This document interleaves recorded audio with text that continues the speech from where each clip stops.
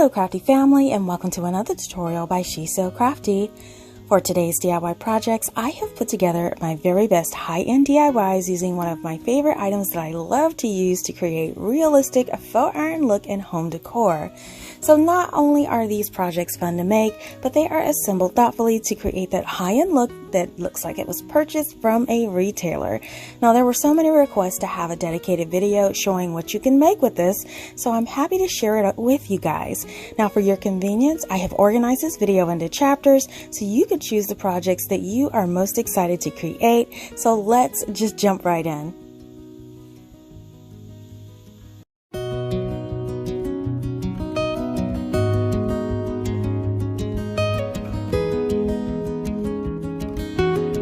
Now here is my inspiration for this project today. Now when I saw this piece, I fell in love with the ironwork and the window pane design, and I thought that this item was absolutely beautiful, but I couldn't bring myself to spend $79 for it. So I decided to create my own version, and I grabbed some inexpensive wood and tubing from the home improvement store to make it come to life. Now for this project, we're going to need one 1x2 piece of wood. Now these come in lengths of 8 feet, and they're very inexpensive at only about $2.18 at Lowe's. I'm also going to need some irrigation soaker tubing. Now I got this on clearance from Walmart for only a few dollars, but most home improvement stores and Walmart now sell them for about $4 for a 50-foot roll. So our first thing we're going to do is have our wood cut. We're going to cut 2 pieces at 35 inches. And we're going to cut 2 pieces at 10 inches. So we're going to go ahead and protect our work surface because we are going to be staining our wood. Now the stain I'll be using today is a classic gray by Wax.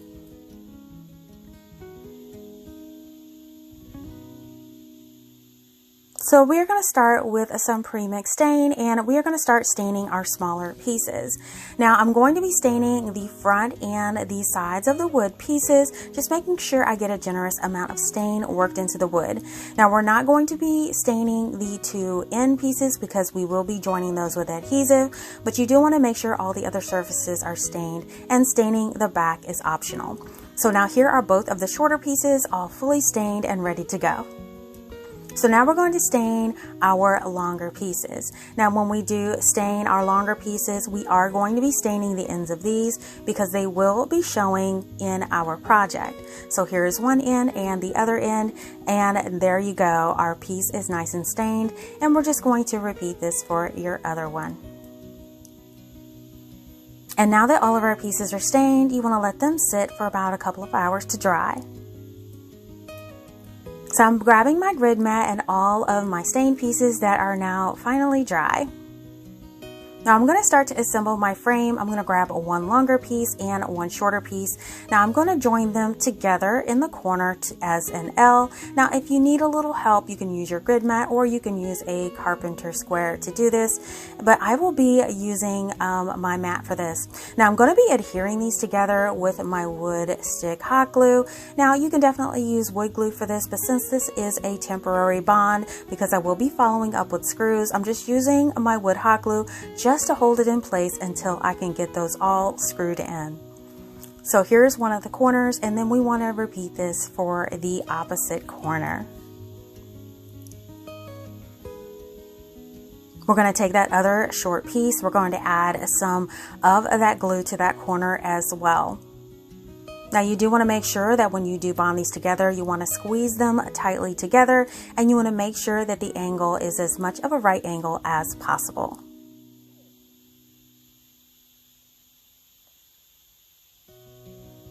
So now that we have those ends there, all we have to do is close in our frame with our other 35-inch piece on both sides. And here is our frame. It's nice and adhered together with that wood glue, and now we can move on to securing it with the screws. Now before we add screws, we definitely want to drill pilot holes. So I'm using a 7/64 inch drill bit, and I'm going to drill into the side of the frame with the screws. Now of course, if you have a pocket hole tool or a brad nailer, you can definitely use those methods, but I'm trying to provide an easy way for you all to do this with basic tools. So once all your pilot holes are drilled, you want to grab some screws, and I'm going to be using some number 8 2.5 inch wood screws. And then we're just going to add one screw into each one of those pilot holes, and you just want to drill it in until it's nice and flush with the surface as shown here. You're going to repeat this all the way around your frame, and here are all of those screws in place.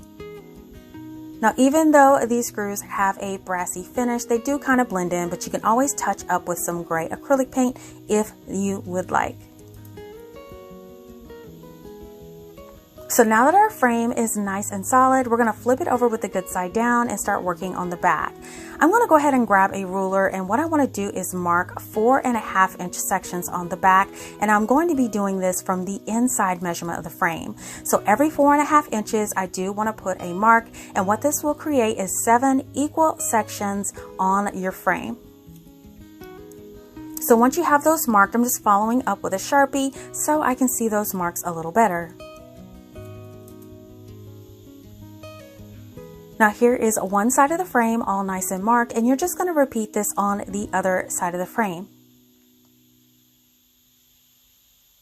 And so our marks are now on both sides of the frame, and we can continue working. So this is where our tubing comes into place. Now this is soaker tubing. This is made by Orbit, but they also have some by Rainbird that I like to use, but either one will work for this project. So I'm just going to go ahead and unravel some off the spool, and I'm going to start cutting some pieces for my project. Now this is really flexible, so easy to work with, but you want to kind of straighten it as much as possible. So what I'm doing is I'm taking a piece, and I'm going to be laying it across the frame, and I'm cutting a piece that will fit across the frame without overlapping and trimming it down to fit. Now once I have a piece that will fit, what I'm going to do is I am going to cut 3 more pieces the same size, and I want to have a total of 4 of these because we'll have 4 pieces going across the center of the frame. So here are all 4 of our pieces ready to go. So we want to kind of straighten it as much as possible, but if you have trouble straightening it, a trick that I like to do is also to take one of those little shish kebab skewers, and I like to stick it inside of the tubing, and that will help keep it much more straight if you struggle with trying to get the tubing straight. So I'm going to put one of those skewers inside each one of those tubes to help it a little bit straighter for the project.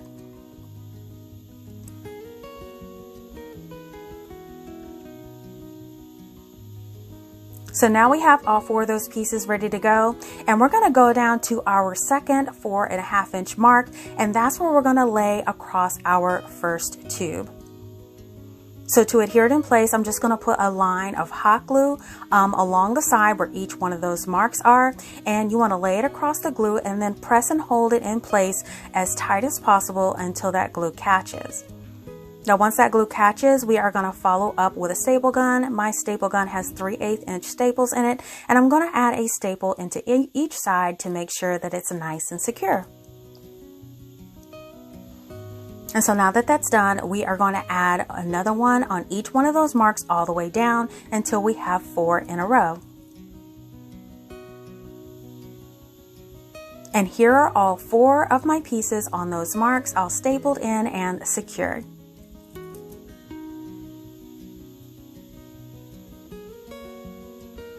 So now that we have that done, we're going to work on dividing our skewers into 3 sections. Now what I like to do is cut a piece of paper the width of the inside.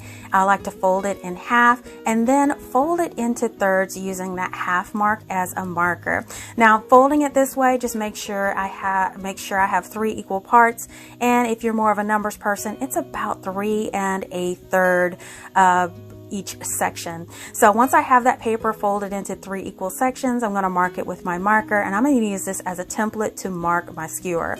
Now I'm taking a little chalk marker here, and I'm making a mark at each one of those sections, so each one of those skewers have 3 equal sections marked on the back. And now here are all my skewers all nice and marked with their equal sections.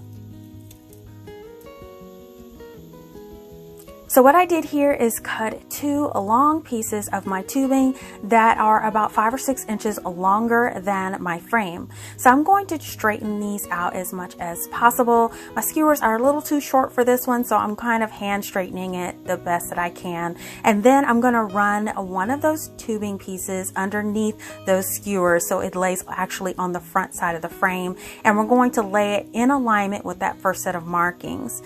Now to adhere it to the tubing, I'm just adding a dot of hot glue there underneath and then clipping it in place with these Dollar Tree clips. I love using these clips. They hold everything in place while working. So I'm adding a dot of glue under each one of those sections and then clipping it in place. And you want to make sure you kind of pull it a little taut as you work because you want these to be as straight as possible. So here are the 4 clips in place holding that tubing, and now we're going to repeat this on the other side, adding the tubing where your second set of marks is.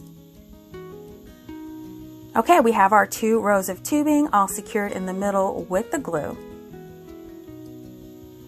So while that's holding, we're going to work on one end of our frame, and this is where our tubing starts to go up at an angle. So where it will actually end up on the side of the frame is about 1 inch below that corner. So what I'm doing is making a mark with my pencil where my tubing will lay. So I'm just going to kind of configure it until that angle and the angle that the tube is going I'm happy with, and it looks more like my inspiration piece. And I'm going to cut off all of that excess that overlaps the edge. And then if everything really looks good, what I'm going to do is I'm going to secure that end in place with more of that hot glue. I'm just going to put a generous amount on the edge there and then place the end of that tubing in place and kind of hold it there until it grabs on. And then once it grabs on, you definitely want to follow up with your staple gun to staple that tube in place. So we're going to go ahead and repeat this for the other side. Now we're just going to kind of use the first side as a guide. We want to make sure that they mirror each other. So I'm just adjusting my frame so I can get a good angle here. You want to make sure that they look alike, and then once it's good to go, definitely add your glue and follow up with your staple gun to secure that end in place.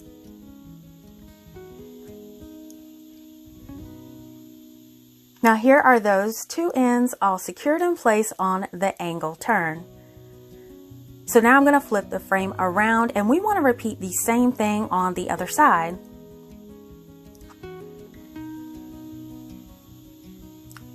And so now that's all done.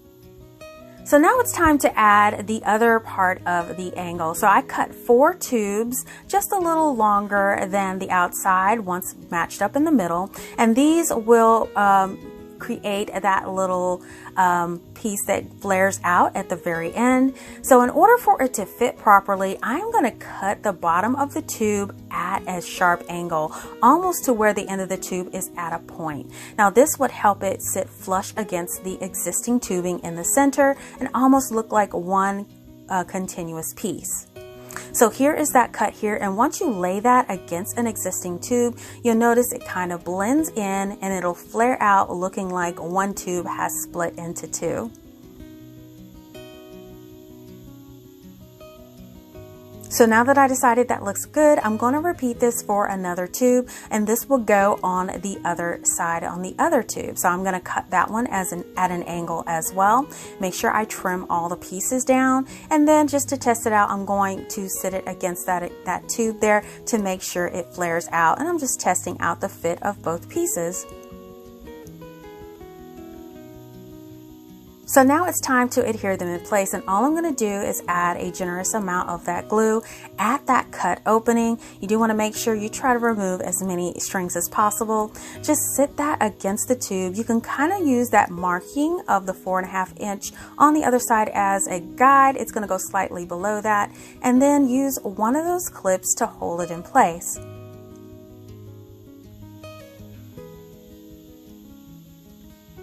And then once that's there, we're going to add some glue to the other side. We're going to add a generous amount, and we want to place that next to the other tube. Now you just want to make sure those ends do cross in the center.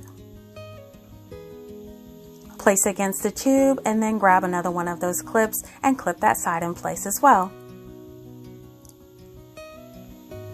And we want to let these sit for a few minutes to start to bond.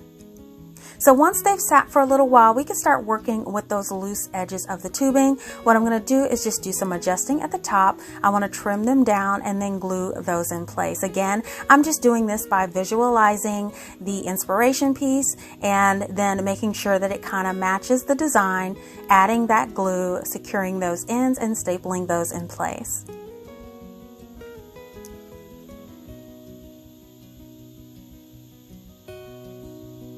And here is what one of the ends looks like, and I'm flipping it over to make sure everything looks even, and it does, and it looks great. So now all we have to do is flip it around, and we're going to repeat that same process, adding those two pieces on this side.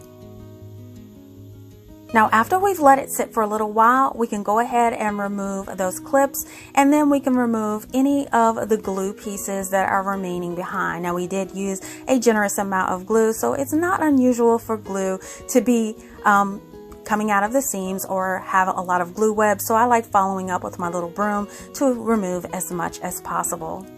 Now when I flipped it over to the front, I did notice there were a few areas where the glue was showing, but there is an easy solution to this. I am just going to touch it up with just a little bit of black acrylic paint. Now this acrylic paint does dry in a matte finish, so it blends into the actual texture of the tubing, and I'm just going to touch up those edges where the glue may be peeking out from the back.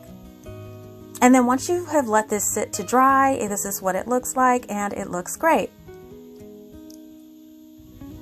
Now the final step to this is to add a way to hang it. Now since I have tubing on the back, I didn't want to use metal clips. I decided to use something a little bit more flexible, which would be the jute twine, so you would be able to sit this a little further out from the wall. So I cut a piece long enough to cover the top of the frame and also tied knots on the very end. Now to adhere this, I'm just going to lay this across the top of the frame near the bottom edge of that top ledge and just put 3 staples at each end right before the knot. Now I am pulling this really tight across the bottom and then putting those staples in so it has just the slightest bit of give here. You don't want it to have so much give that you see it above that top edge of the frame, and everything looks good here. So now all you have to do is to hang up your project.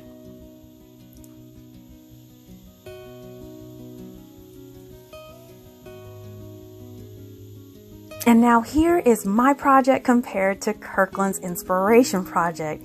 You guys have to let me know what you think. So I've gone ahead and placed it on display, and I really love the beautiful design of this piece. Now I absolutely love working with the irrigation tubing in my faux iron projects, and I hope that you all give this project a try. Now I'll be sure to link more tubing DIYs in my description box below.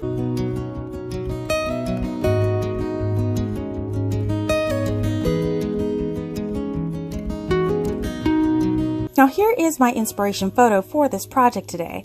Now honestly, it was the ironwork that I really loved about this piece, and for the price of $79, I knew I could use my signature tubing technique to recreate the look. Now to make it easy, I will be making a straight edged frame since I know everyone doesn't have a jigsaw to make the curved cuts in the wood. Now if you do have a jigsaw and you want to see me use mine to make curved edge projects in the future, be sure to let me know in the comments below. Now for this project, we are going to need one 1x2 piece of wood. Now these come in lengths of 8 feet, and they're very inexpensive at only $2.18 at Lowe's. We're also going to need some irrigation soaker tubing, and I picked this up on clearance for a few dollars from Walmart, but it's also available at most home improvement stores as well. Now the first thing we're going to do is have our wood cut. We are going to cut our pieces, and I decided to go with a mitered corner cut.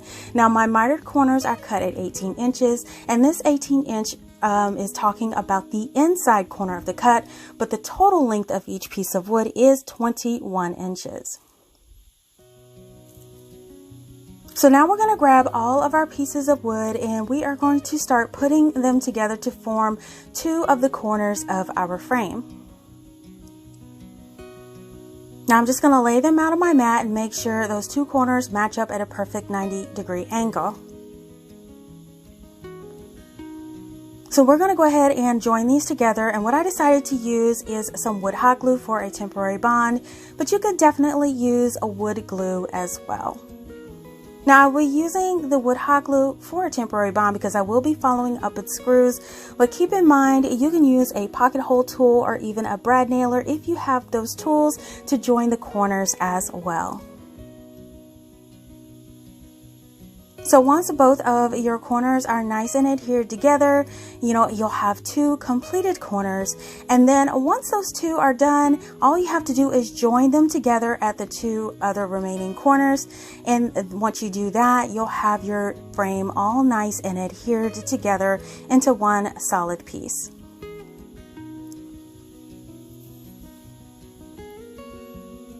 So here's our frame all nice and glued together, and now it's ready to add our screws. Now since I don't have a specialty tool kit to show you today, I want to keep it simple, so I am going to be using my drill, and I am using a 7/64" drill bit, and I am going in through the side of the frame, just drilling in long enough so it goes through both pieces of wood. Now I'm going to drill one of these pilot holes in each one of the sides of the frame, about 3/4 of an inch down from the corner. Now once all of your pilot holes are drilled, we are going to select our screws, and what I decided to go with is a number 8 1.5 inch wood screw for this project.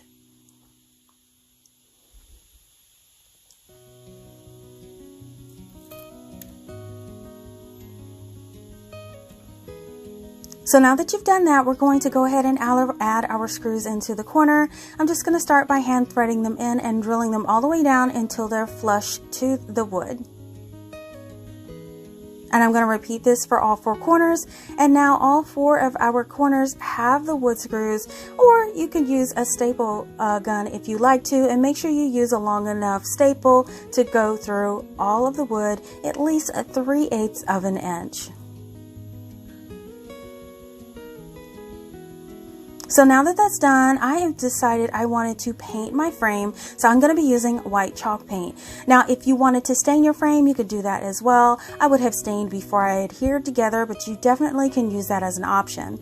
So for the paint, I'm just using some white chalk paint, and I'm applying one nice coat all the way around the frame. Now once it starts to dry, I'm just going to touch up a few corners I may have missed, and then let the whole thing completely dry.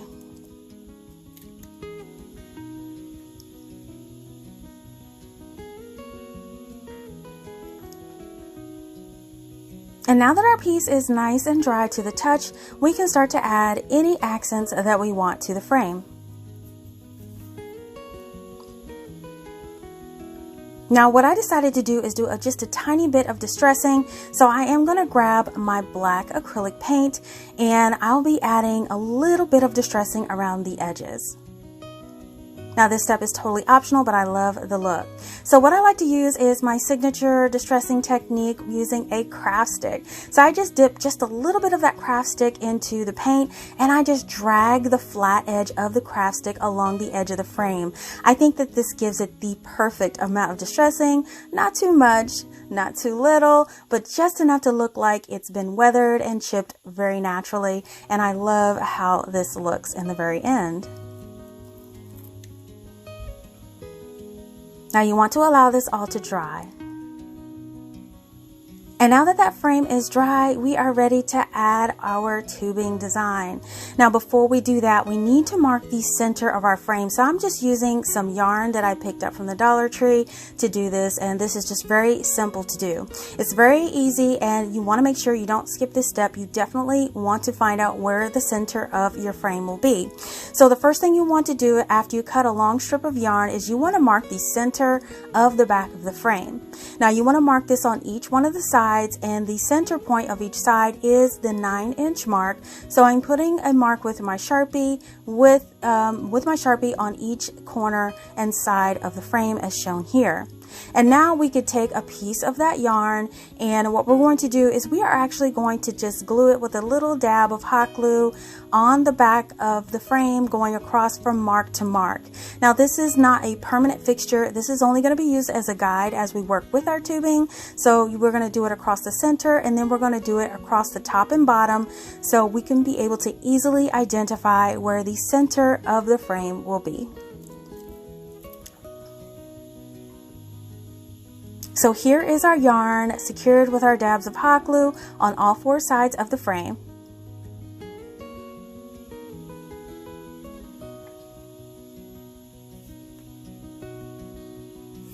So now we can go ahead and grab our soaker tubing. Now I did get this from Walmart on clearance. You can get it from any home improvement store. And I just love the texture of using this tubing. It is perfect for doing any design that needs a kind of wrought iron finish, and it's easy to work with.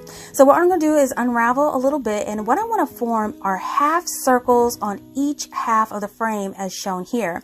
So once I get a piece that's just a little longer than what I need, we are going to form that half circle. Now what we want to do is first we want to just adhere one of the sides to the corner as shown here with a little bit of hot glue. We want to press and hold it in place for a few seconds, and then we're going to follow up with our staple gun and staple that end down. Now once that end is stapled down, this is where we could take our other end and form our half circle. Now what we're doing is we're kind of making sure that the bottom edge of that circle is at the very center, and then we can measure and cut off any excess of that tubing that overlaps the edge. So this may take a few adjustments just to make sure it's perfect in place, but once you get all of your cuts made, then you can easily hot glue that other piece into the other corner. You can press it down and then staple that one in place as well. So here is our half circle on one side of the frame. So we're just going to flip it around to the other side, and we are going to repeat the same thing on the other side. We're just going to cut a piece to fit our half circle shape, glue and staple as shown here. And now you have your 2 half circles. Now where those half circles meet in the middle, we're just going to put a layer of hot glue in between them. We're going to hold them in place for about 10 seconds until those are bonded as well. So now we're going to rotate the frame sideways, and we are going to repeat that same thing again. We are going to put half circles on the top side and bottom side on this direction as well. So we're just, again, we're going to cut a piece long enough, and as you can see, this half circle piece will form little petal-like shapes in the corner. So we're just going to measure, cut, glue and staple this one in place, and here is what this half circle will look like once it overlaps. And then you're just going to cut one more long piece to overlap the other side to form that other side with the petals as well. So you can see how easy this comes along. So now we have our 4 petal-like shapes in each one of the corner pieces. And again, where those centers meet, you do want to add some hot glue there. We're going to add some to the center and then bond those 2 half circles we just put down together. Hold them in place 10 to 15 seconds and then let that all adhere together. Now these petal-like half circle pieces, they measure about 14.5 inches, but it may vary in your project, but 14.5 inches is a good guide to go by.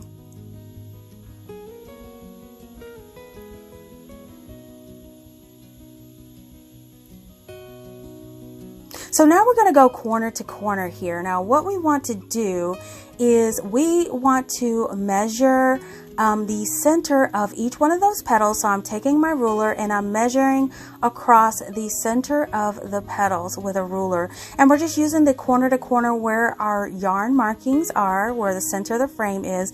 And we're just going to be using these markings on the back of the frame as a guide when we add our additional pieces on there.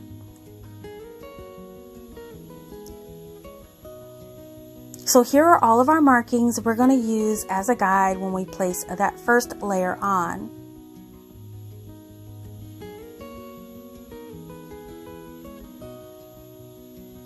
So now what we're going to do is we are going to cut a piece to fit inside that corner piece. Now this will be the longer outside piece, and I just cut a long tube that's longer than the piece I need for the corner to corner. So what we want to do is we want to kind of arch it just a little bit, but also pull it kind of tight where it reaches the yarn as close as possible within about 1/4 of an inch. Now this is the piece that is 14.5 inches. I think your petal size pieces will be a little longer. This one is around 14.5 inches. So again, just you can eyeball it and measure it. You just want to make sure that it goes from corner to corner, and then you can cut it, adjust it, and then hot glue it in place. Now once this is hot glued, you want to staple each corner in place. You just want to make sure that the ends of the tubes are as close to the yarn as possible, and that it's really pulled taut and about within 1/2 inch of your markings that you made. So what we're going to do now is we are going to repeat the process all the way around the frame, making sure that each one of those corner pieces have one of those 14.5 inch pieces crossing across it within 1/2 inch of your marking on your petal piece. So now I'm kind of eyeballing the center. Now this will be the diamond shaped pattern in the middle. So I'm actually going to measure and cut this down to size. Now what my piece ended up being for each one of the 4 corners, each one was about 9.5 inches. But again, you want to eyeball it for your project depending on what size frame that you decide to go with. So once you have your about 9.5 inch piece, what I'm going to do is I am just going to repeat that cut 4 times, so I have one of the pieces for each one of the square pieces. So now that we have our 4 pieces cut, we're going to go ahead and sit the frame up on the side, and then we're going to start working in formulating our diamond shaped pieces with our tubes, and we're going to lay them out as shown here. Now once they're laid out, we are going to cut each end of the curved tube into an angle as shown here. This will help bond the ends of our tubing together and form our diamond shape. Now all 4 of our tubes have been cut at that angle, and you can see how it's cut until it forms a slight point. And now we can start bonding them together. Now we want to bond the flat end cut pieces together, and to do this, all we're going to do is add a little bit of hot glue on each end of each tube. Now you do want to be generous with this. You do want this to bond really tightly, so you can add some glue to both of the pieces, and then you can press them together until they are bonded. It usually takes maybe 10 or 15 seconds, but I like to wait a couple minutes after each one is bonded to actually work with or adjust it, just to make sure it's close together. And you want to repeat this for 2 of the pieces as shown here. So now we can bond the entire thing together, and we are going to bond one side at a time to form our diamond shape. As you push the ends together, you can see how it does form that little diamond shape, and that's what we want for the center of our design. So we're just going to bond one side at a time, and we again are going to add some of our hot glue at each one of the ends of that tubing, and then press that together and wait until that completely dries and bonds.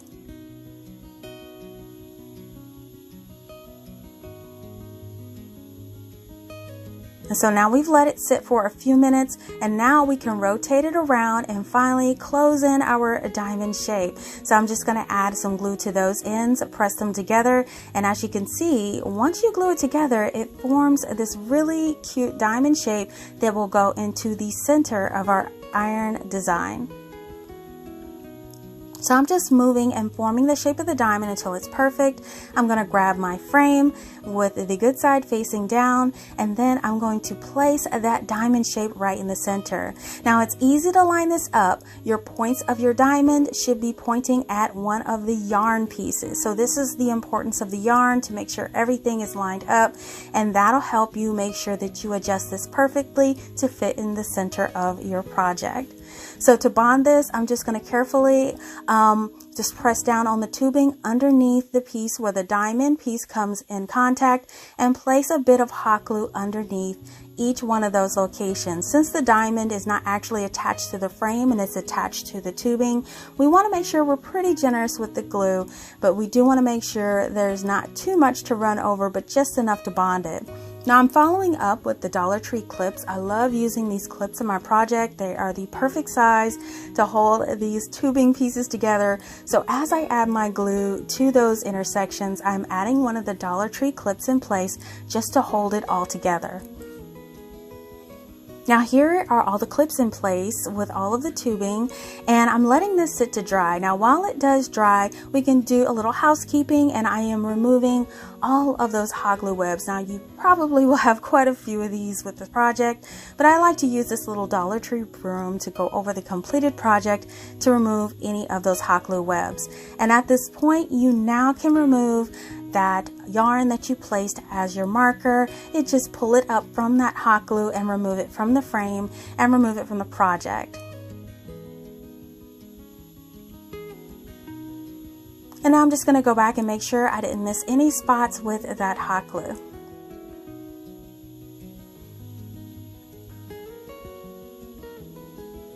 Now if this has been sitting for a while, so now I can go ahead and remove all of those clips because everything should be now nice and bonded together.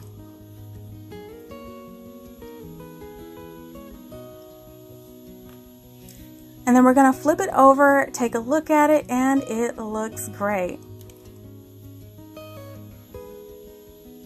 So now what I'm going to do is flip it back over to the back, and I am going to add a hang string to the back. Now to hang this is a pretty lightweight piece, so all I'm going to do is I'm going to add a piece of jute string with 2 knots tied on each end, and I'm just going to stretch it taut across the back center of the frame at the very top edge. Now to secure it in place, I'm just adding about 3 staples on that jute string right before where that knot is.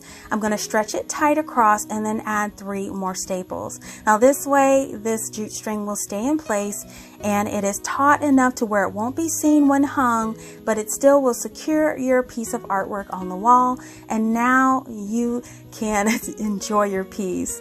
So when we glued it together, sometimes you'll see a little glue at the connections, and what I like to do is I'll follow up with a little bit of this black acrylic paint, and I will touch up those areas. Now this is a matte finish acrylic paint by Apple Barrel, so once it does dry over that glue, you won't see the connection, and it blends into the texture of the tubing, which is perfect, so you won't even see it when it dries. So here is what it looks like when it's all done, and your project is now complete.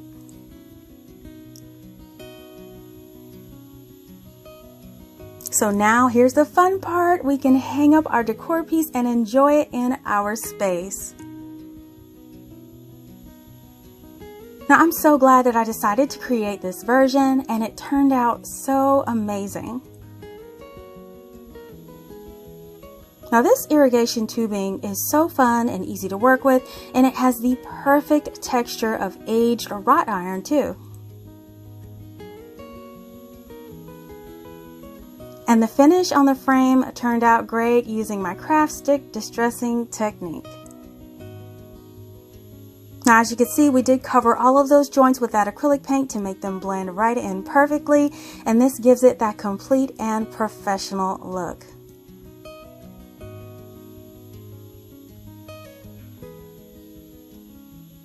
Now you all definitely have to let me know what you think about this project and if you are deciding to give it a try too.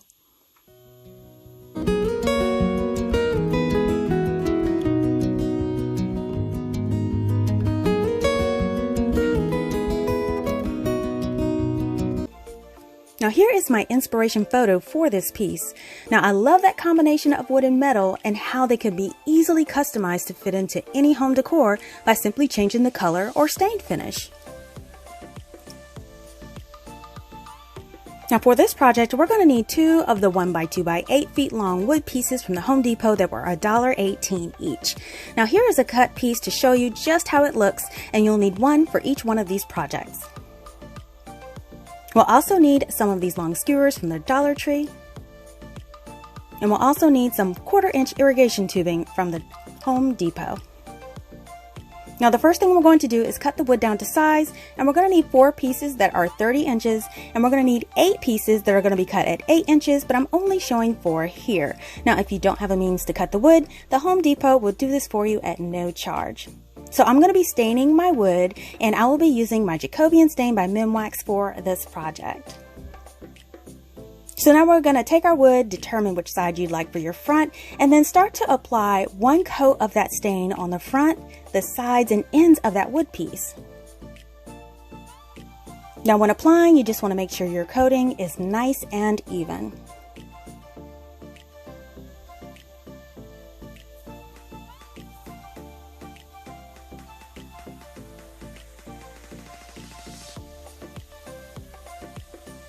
And then you're going to stain your other pieces as well.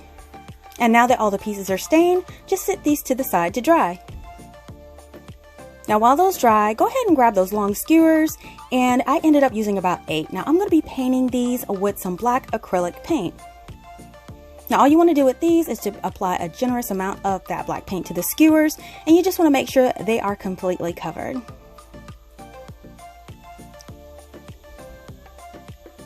And then once they're all painted, set them to the side to completely dry. Now our wood is finally dry, and we can start assembling our frame. Now I'm going to start by laying out my grid mat just to make sure my frame will be assembled nice and even. Now we're going to be using 2 of the long pieces and 4 of the short pieces for each one of the frames. Now all I'm going to do is I'm going to space out those short pieces evenly, and it ends up being about 7 3/4 inches spacing in between them.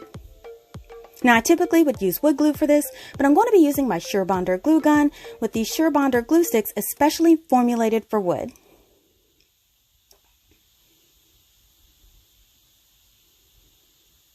Now I'm going to start by applying the short pieces in place to one of the sides of the frame with this hot glue. Now you only need a small bit, since I will be also adding screws to the frame for better security.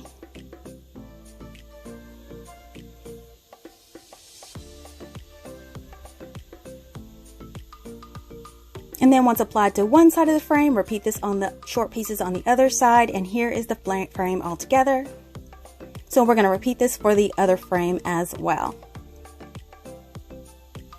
So now I'll be adding screws to the frame, and I'll be drilling pilot holes with this 7/64 size drill bit. Now I'm going to drill a hole every place where the wood intersects.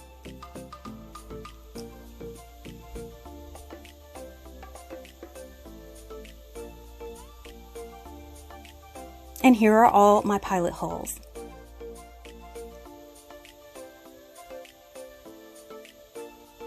Now I'll be using these size 8 2-inch wood screws for those pilot holes.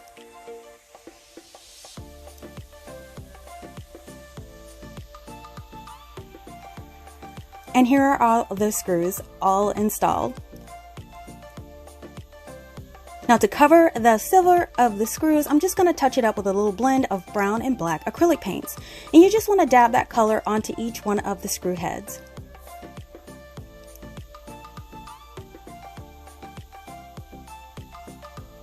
And here's what it'll look like when it is all dry.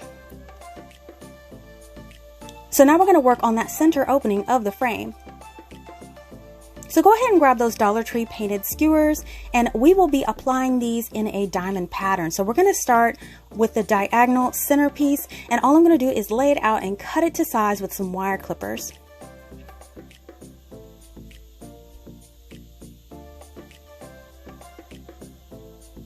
Now we're going to continue this by adding one piece on each side of that diagonal centerpiece.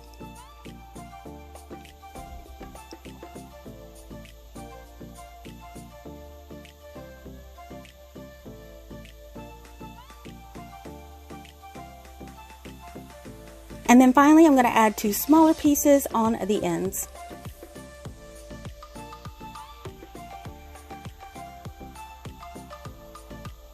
Now once everything is evenly placed, I'm going to mark the ends of each piece on the wood with a marker so we'll know where the placement is when we start gluing them. And now I'm going to take that wood glue gun, and then I'm going to secure them in place.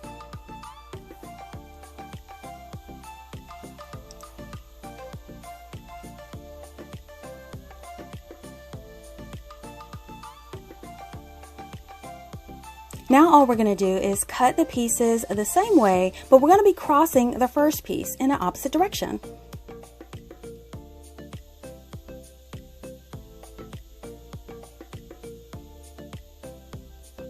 So once these pieces are placed nice and even, we're also going to mark these as well.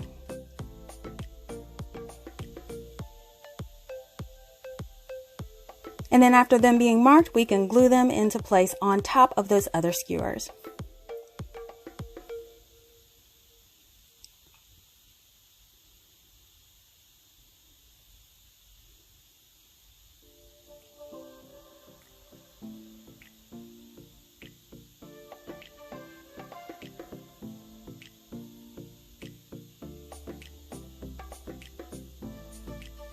Now once everything is all glued into place, we just want to make a quick check on the other side to make sure no adjustments are needed. And here is the finished look of that section. So now we're going to work on our irrigation tubing. So we're going to need 8 pieces about 22 inches long. So I just measured out 1, and then I'm going to cut the remainder out from the roll at 22 inches apiece. Now these pieces will have tiny scrolls on the ends, and in order for these to hold the shape, what I'll be doing is taking these wire hangers that were free from dry cleaning.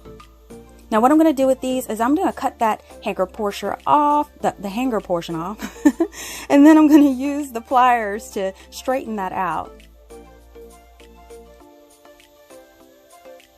Now once you have a straight piece, you're just going to repeat this for a total of 8 hangers. So now you have your straight pieces. You just want to insert 1 hanger into each one of the tubes and then just cut off the excess that's hanging out the end.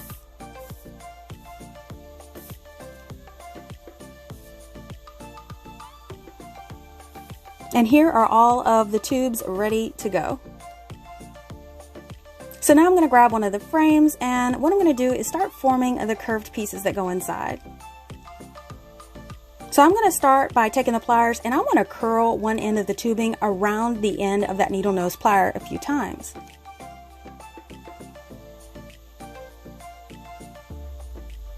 And then I'm going to start to curve that middle piece.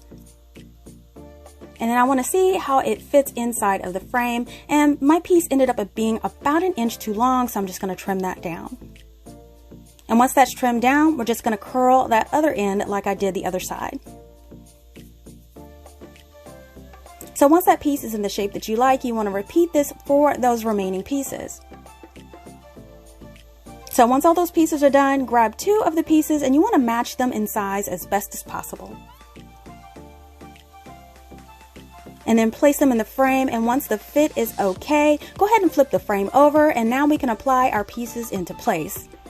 Now you just want to add some of that hot glue to the 4 points that touch the frame.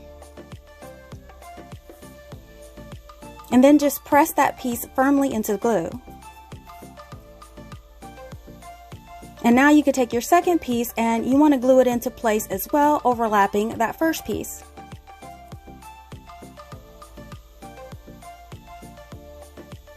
Now you want to glue those 4 points of contact and also add a few dots of glue to the center where they cross as well. And here is everything secured into place, and now you can repeat this on the other side and the other frame.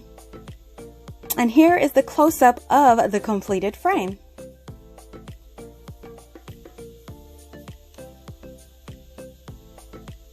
Now to hang this in place, you can add on twine or picture hangers if you like. And here is the set of completed frames, you guys. Oh my goodness, I love how these turned out. Now I think the combination of like the stained wood and the iron looking pieces really turned out great, and I'm so happy with this look. And even these Dollar Tree skewers are looking awesome. You guys let me know in the comments if you think this project is pretty close to my inspiration piece.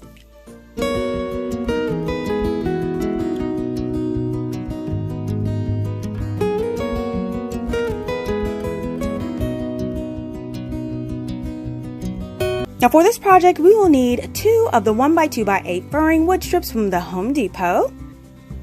We'll need a piece of foam board from the Dollar Tree. We'll also need a piece of white poster board from the Dollar Tree that we will be converting into this metallic sheet. And we'll also need some bamboo skewers from the Dollar Tree. Now the first thing we're going to do is we are going to take our 2 pieces of wood and we're going to cut 4 pieces 30 inches in length. And we're also going to cut 6 pieces 8.5 inches in length.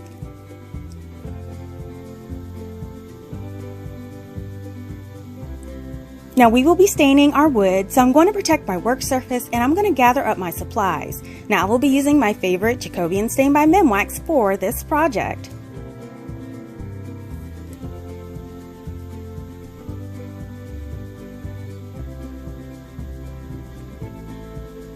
So now I'm going to grab a piece of wood and determine the best side, and then we're going to start to stain.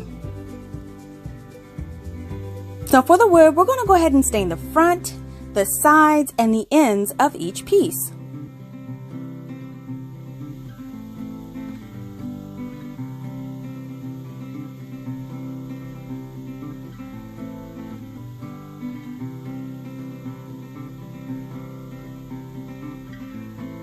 And look how beautiful this wood piece is. Now we're just going to continue to stain the remaining pieces.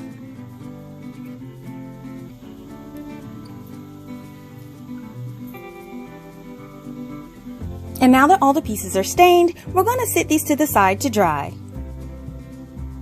Now that they're dry, we can start assembling our frame. So we're going to be using 2 of the long pieces and 3 of the short pieces for each one of our frames.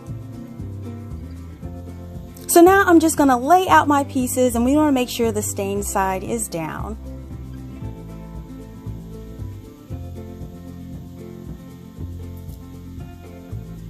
Now to adhere these together, I'm going to be using some wood glue that I got from the Dollar Tree.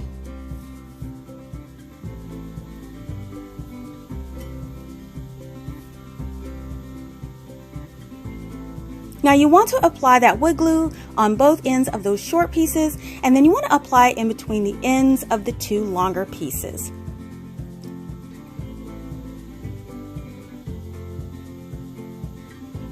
And then to hold them in place, I'll be adding 4 to 5 staples along the seam on each side.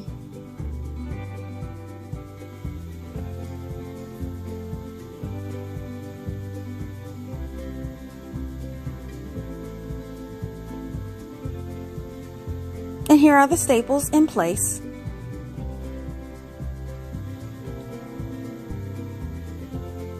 And then for the next piece, you want to leave about a 10-inch opening, and you are going to place it right above the next one. Then you're going to put wood glue on each end and then place it into place and staple it the same way you did the first piece.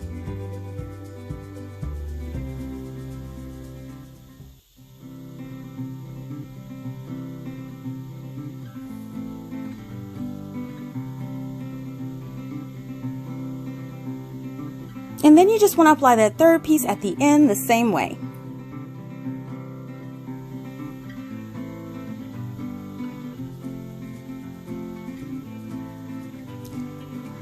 And then you want to carefully flip that frame over and clean up any glue that may have oozed out. Now as an option, you could take a couple of tension clamps and apply one at each end to hold the frame in place while it dries.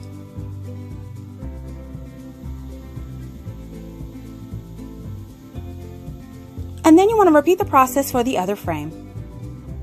Now while they dry, I'm going to take some poster board that I painted with silver spray paint on the shiny side and dabbed with a paper towel to create this unique texture.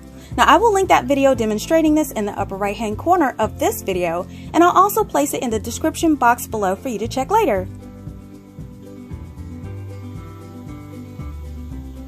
So you want to flip that spray painted poster board over, and you want to start by marking it 10 inches in from the edge.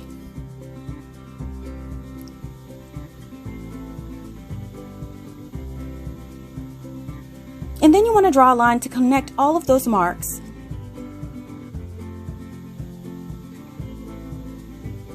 And then you want to mark 10 inches down twice so we can end up with 2 10-inch squares.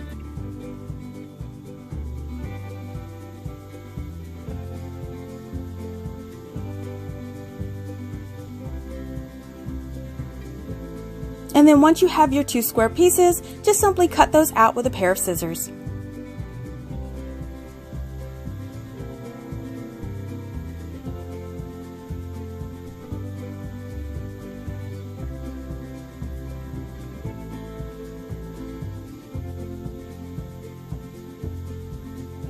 And then you want to grab your foam board, and what we'll do is apply those 2 squares to the board with some hot glue.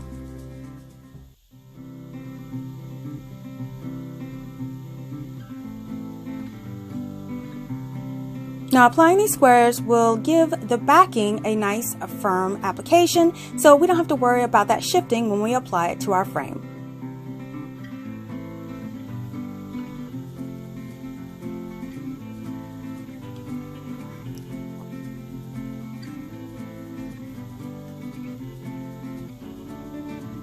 Now once they are both applied, what we're going to do is just to cut them out with an X-Acto knife.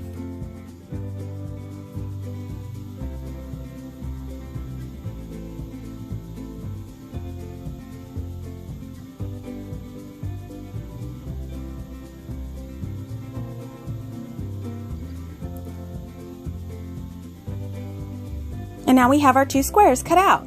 Now set those to the sides and grab that leftover scrap of foam board, and what we're going to do is we're going to cut it into some strips. Now these strips are going to be about 1 3/4 inches wide. You just want to make sure they're at least 10 inches long, and then we can cut them down to size later. So what we're going to do is we're going to cut out 4 of those strips.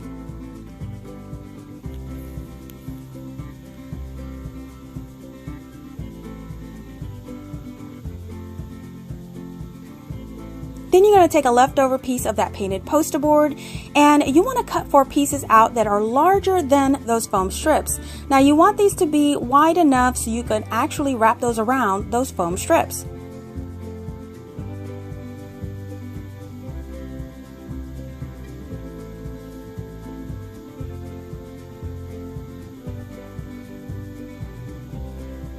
So next we're just going to take our foam board strips, and I'm going to wrap them in that metallic board. Now I just want to fold in the side to make a crease, and then apply hot glue and secure it into place on each side.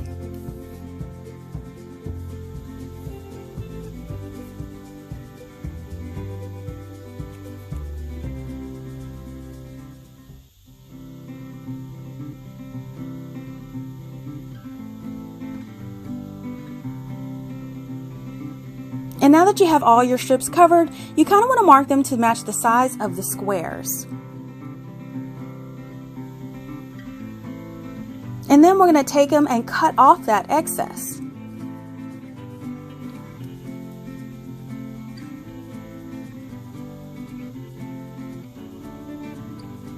So now we're going to take one of our squares, and we're going to take 2 of those strips. And what we want to do with those strips is center them on the board, and we kind of want to space them out evenly. And then just take your hot glue and secure them into place.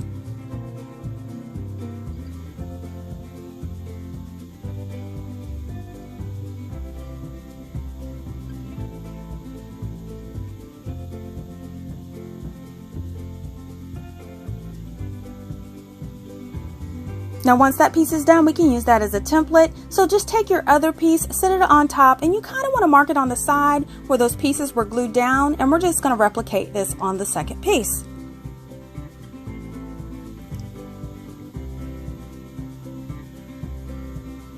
And here are both pieces assembled and ready to go.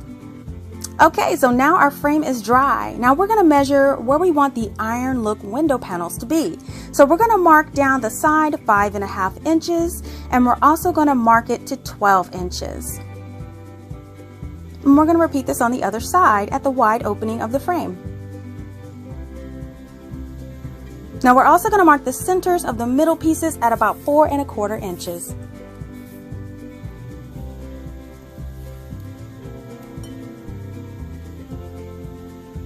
Now to make my iron, I took a trip to the home improvement store plumbing aisle, and I purchased some of this 1/4 inch drip irrigation tubing. Now this product had the width and texture of wrought iron and was also flexible to make curves for my design. It could also be used straightened too.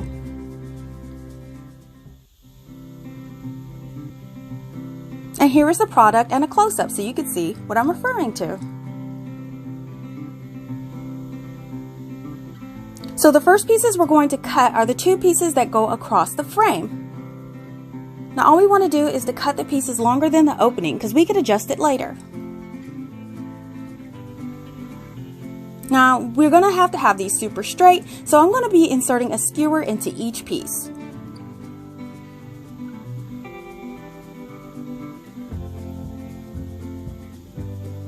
And if they look good, just go ahead and trim off the edges of the skewer, and then we're just going to take these pieces and we're going to set those to the side. Now the next piece I'm going to cut is that very top arch. Now I'm just placing the tube inside of the frame at an arch, and I'm going to cut a piece that's a bit longer than that 5.5 inch mark that we made on each side.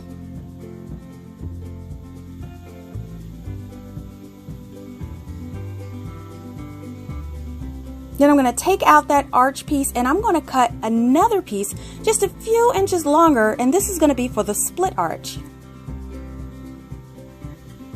And once we get that long piece, we're just going to fold it and cut it in half. And then we're just going to form the pieces into a split arch, or kind of like an antenna, test fit it to fit, and make sure that they're longer than that 5.5 inch mark as well. So the last piece we're going to do is the piece that will be down the middle. And so we're going to cut a piece longer than the distance from that 5.5 inch mark down to the center piece of wood. Now we're going to straighten this out, and we're going to take a skewer and insert it into the tube as well. And since this is longer than the skewer, we'll have to put a second skewer in there, and this would just insert it right behind it. And once everything is in, we're just going to trim off those ends. And now that all the pieces are cut, we can test fit everything to make sure that we make any last minute adjustments as needed.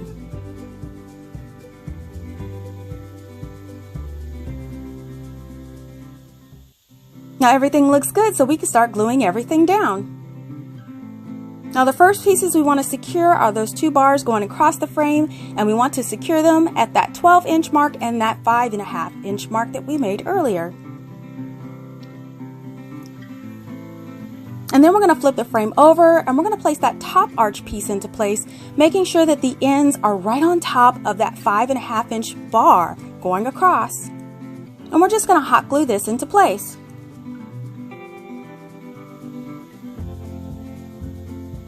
Then next we will put on that split arch, and I'm going to curve each piece a little so it'll fit into that corner nice and snug. And once everything looks good, you just apply hot glue to all the overlapping pieces and that corner piece, and make sure everything is secure in place. Now since this is curved, it may want to budge a little, but we can go ahead and put a clip into place while it dries. And then we're going to take that other piece on the other side, and we're going to curve it, apply it with glue in the same way we did the first one.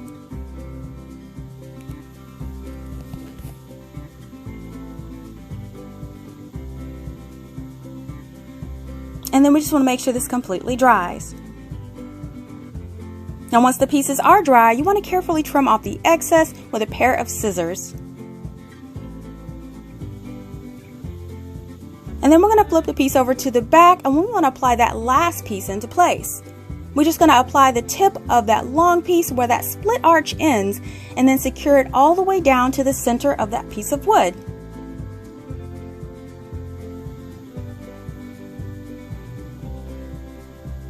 And here are all of the pieces in place. And now we're just going to flip the frame around to the bottom side, and we want to grab those metallic pieces we put together earlier. Now I'm going to lay the frame on top and center that metallic piece on the back. I want to go ahead and flip the frame over, and then once it's nice and centered, I want to secure it in place with hot glue.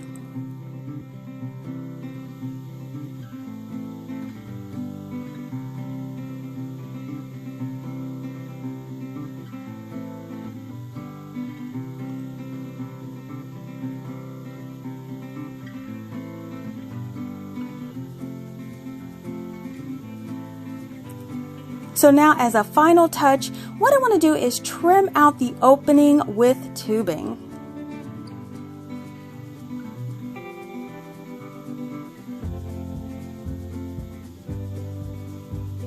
Now I want to start with the top and the bottom piece, and what I want to do is cut and fit the tubing to fit inside of the frame.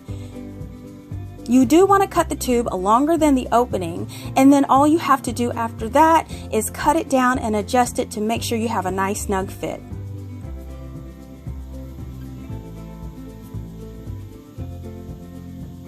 And once it does fit, you want to kind of straighten it into place. Apply some hot glue along the path from corner to corner, and then just take your cut piece and fit it snugly against the wood into place.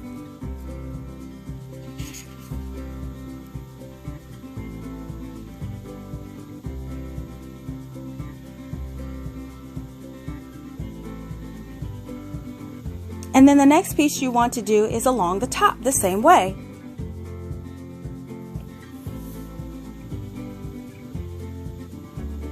And here's the top piece in place. And now you can do your sides, and the sides will butt up to the top and bottom pieces. Now once all the pieces are in place, flip it over to the back and just apply a line of hot glue to all of the seams of the pieces that you just applied. And here are both frames completed. Now all you have to do is to add a standard picture hanging hook on the back and then place your pieces on display. Oh my gosh, wow, I love how these turned out. Now I love using wood in these types of projects, and this wood was super cheap, but it looks awesome when it's stained.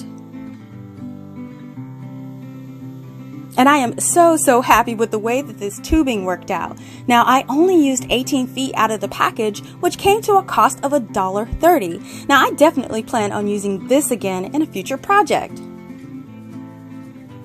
And you all know I love to use my faux metal technique, and it worked out perfectly in this project.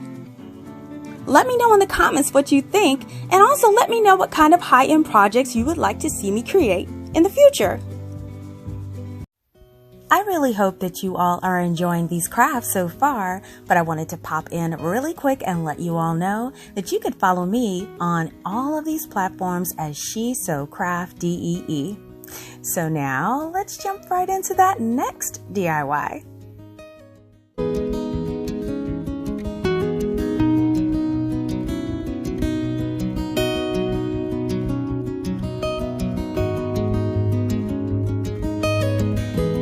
Now here's my inspiration photo for this project. Now I've been eyeballing this piece for a while, and I didn't quite know how to get that beaded wood look, but if you know me, I'm always up for a challenge, and I worked out a method using Dollar Tree items.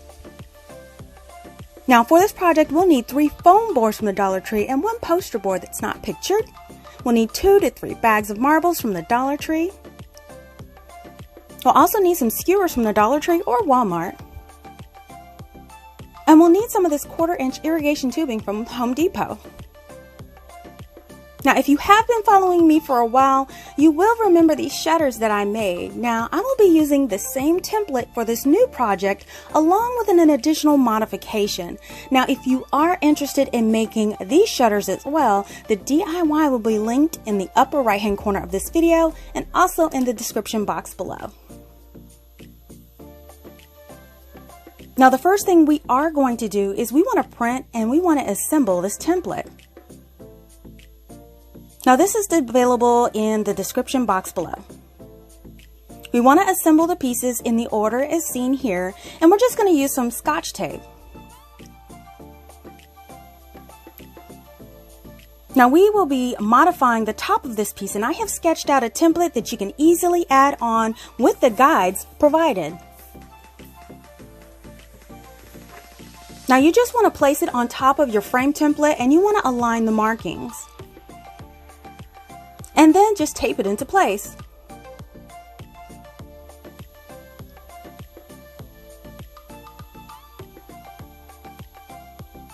Now we do need to cut this piece out right here because this is an extension of the outer round edge that we will attach.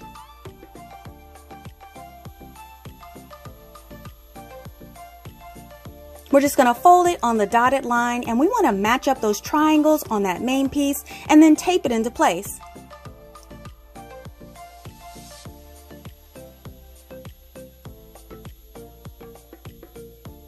And now we can just cut the template out.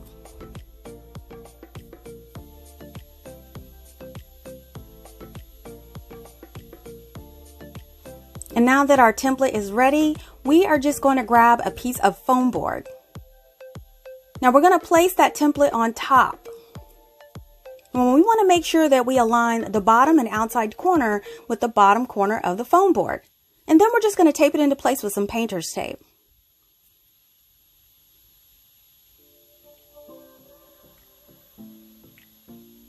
Now before we trace this on, just take that tape off and roll it up and place it underneath the template so it does not get in the way.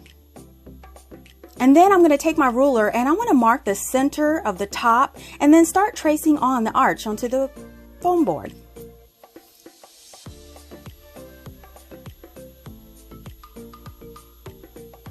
And then I'm going to mark the bottom center as well so we'll know the placement on the other side.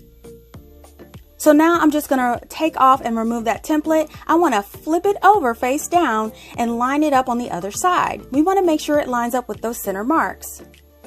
Then just press it and tape it down into place, and then we can trace the other side of the arch and the side.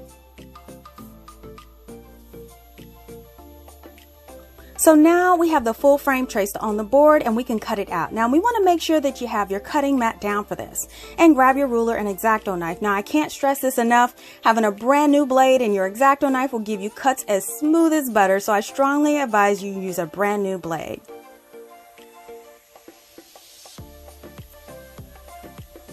So now you want to carefully start cutting your frame out, and you want to pull that blade in one continuous motion. You want to make sure that you use your ruler for all your cuts that are straight. So now we're going to need a 2-inch border for our frame, so I'm going around the piece marking 2 inches from the edge.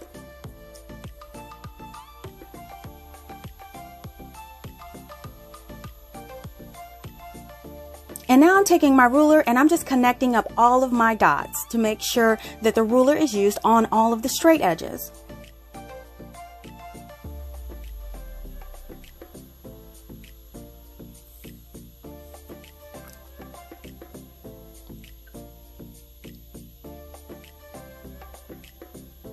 And then you can start to cut out the inside of your frame with your ruler and X-Acto knife.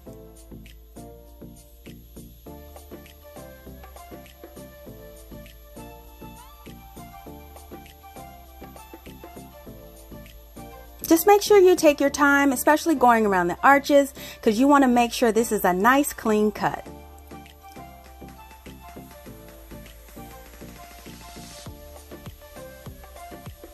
And then you could carefully remove your insert. You have your first layer of the frame. So now we're going to grab that second foam board and we're going to be placing our frame on top of it. I'm going to flip the frame over and I want to apply hot glue to the frame, and then I'm going to apply it to that foam board. You want to make sure that when you apply the glue, you want to align it with the edge corner of the second board.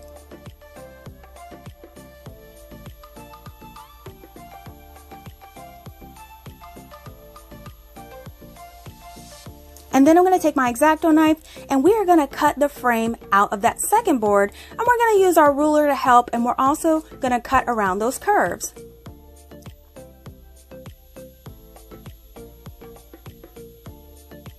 And then once the inside is cut, then we want to carefully remove the outside edges as well.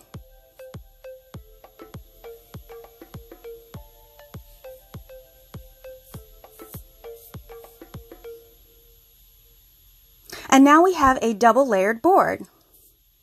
Now we want the frame to be extra sturdy, so I'm going to add a third board and I'm going to do everything again the same way. And here is our triple thick frame that we will be working with today.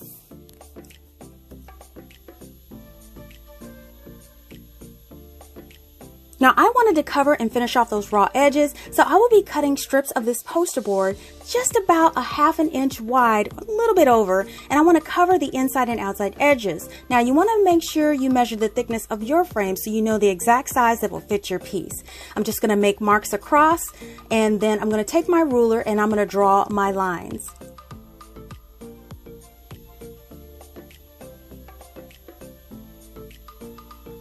And then I'm going to cut them out with a ruler and my X-Acto knife, and you'll need about 6 strips for this project.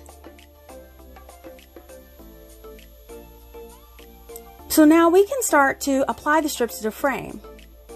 Now I'm going to be applying the matte side of the poster board to the outside and inside edges of the frame.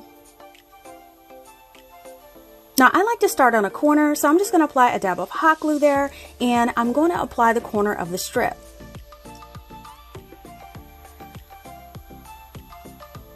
And then I'm just going to start to apply another bead of hot glue 5 or 6 inches at a time, and I want to run that strip making sure it's nice and even along the edge.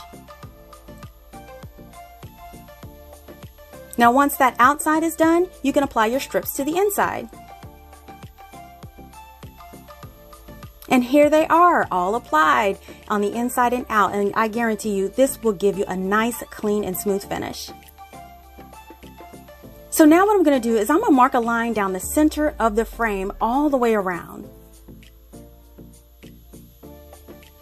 Now once you make your marks, you want to connect the line.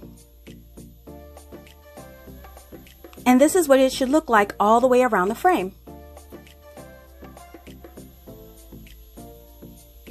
Then what we need to do is to take our X-Acto knife, and we need to make a cut about 1/8 of an inch away from the side of each side of that center line. Now you only want to cut through that top layer of the foam board.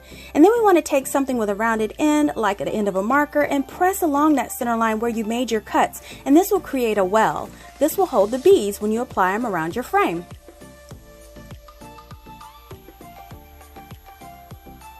And this is what the well will look all the way around the frame. So now we want to grab those marbles, and we also want to grab our E6000. Now I'm going to start by applying some of that E6000 in that well, and then I want to apply the marbles, adding a bit of hot glue for that instant hold.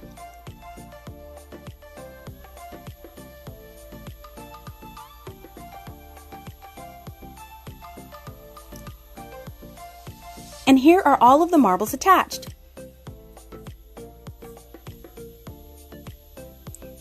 Now to add a little bit of extra security, I will be adding hot glue in between my marbles. So to control the oozing and spillage, I'm going to apply a piece of that painter's tape along the marble's edge where I plan to glue. And then I'm going to take my hot glue, apply it in between those marbles, and then after I do that, I'm going to immediately remove that tape. And we're just going to repeat this on the other sides. And then once that hot glue dries, just dust off and remove all of those hot glue webs. Now I'm going to prime my marbles with this Zinsser 123 primer. I love this primer because it has the greatest coverage ever, and it dries up super quick. So while that dries, you can work on getting the tubes prepared. Now I drew a layout how they'll be spaced. Now the center tubes will be right in the middle, and that'll be approximately 7 3/4 inches from the inside edge. Now the 2 tubes across the front will be about 8 inches apart from the bottom inside edge. Now for this arched tube, it will be placed with a 3-inch spacing from that inside edge of the frame. And for these 2 tubes, I'll call antenna tubes. They'll be placed midway between each arched side at the 5.5-inch mark. So now that you have all of your dimensions, you can copy this onto your cutouts and use it as a guide. So now we can just cut the tubing, and we'll start with the 2 pieces across the front. Now you just want to make sure that you cut all of your pieces with at least an extra inch on each end so you can adhere it to the frame.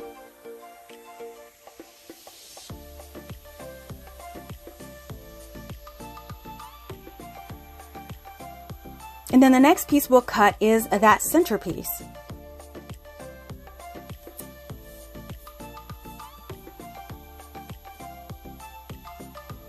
Now we won't need a piece for this part, so I'll just make it disappear. And there we go. So now we could cut out those 2 antenna pieces at the top.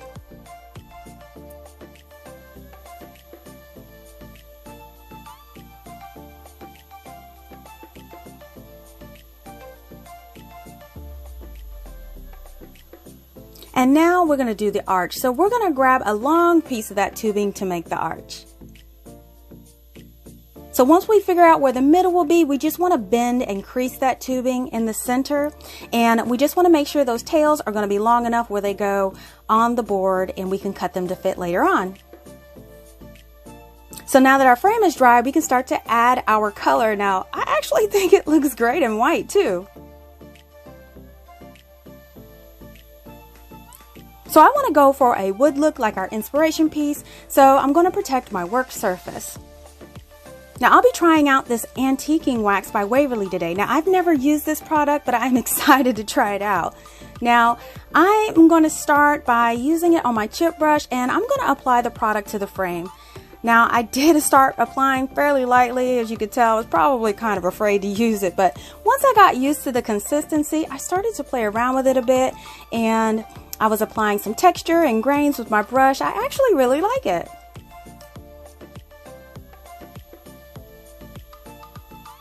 Now once the face of that frame is covered, we're going to go in with a softer brush, and I'm going to apply the antiquing wax to the tops and sides of the marbles.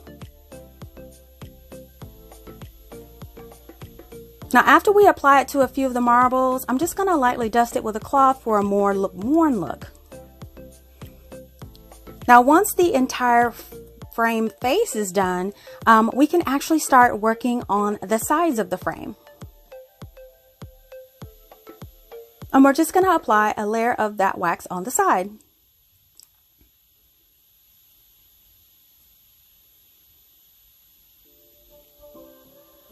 Now for the aged look, we'll be using this black acrylic paint, and we'll be using this at the base and in between some of the marbles. Now I'm going to use a small firm brush, and I'm going to apply the black paint at the base along the edges of the marbles, and this part is usually white, so you'll know where to put this at. And then I'm going to apply a bit of that black color along the marbles, and I'm going to go in with the chip brush behind it and kind of fade and blend it in. Now this gives it a really worn look. Now I'm also going to repeat this for the inside of the marbles as well. Now both sides are cohesive.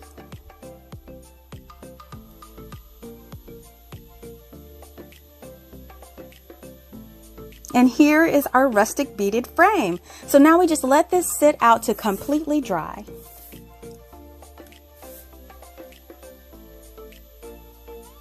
Now once that frame is dry, we're going to grab the insert we drafted the measurements on, and we're going to place that frame right side down right on top of it, and we kind of want to line it up and copy the markings to the back of our frame. Now this will give us a guide where we're going to put our tubing. So we're going to start by applying the two pieces that go across the front first. So to help keep these tubes nice and straight, I'm going to be inserting these skewers. Now to make these longer to fit, I'm simply going to tape the flat ends of the skewers together with Scotch tape.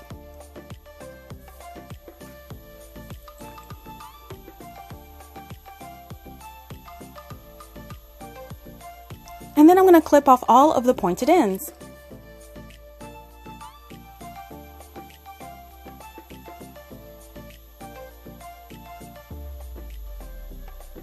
So we want to straighten out that tube as much as possible, and then we can insert one of those skewers into the tubing.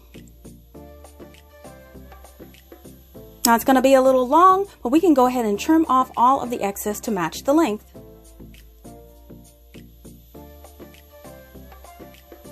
And now all we do is add some hot glue to those marks that we made, and we can apply those tubes into place. Now you want to make sure that you hold it in place about 30 seconds until that glue really grabs on. And then we're going to prepare and apply that second one right across the front the same way. Now while you're applying these, you do want to take occasional measurements just to make sure everything is coming together evenly spaced. So now I'm going to prepare those arched tubes, and I'm going to be placing a skewer into each end.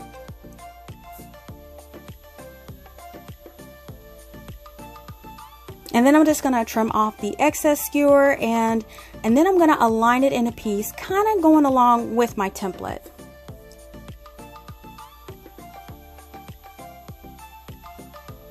Now when adhering it in place, I'm going to start by applying it to the top cross piece first, and then I'm going to put 2 dots of glue and place it into place.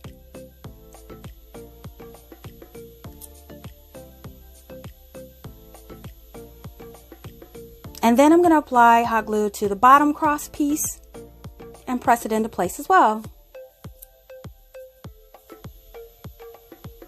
And then at the bottom, we'll trim it down to size to fit, and then we'll add hot glue along the bottom and adhere the ends to the frame.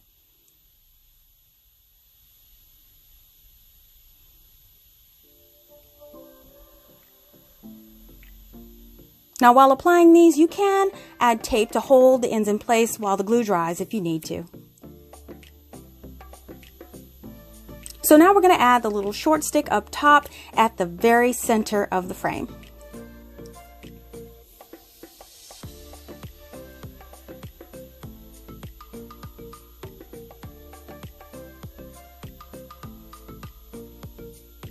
And then we're going to add that bottom portion of the centerpiece.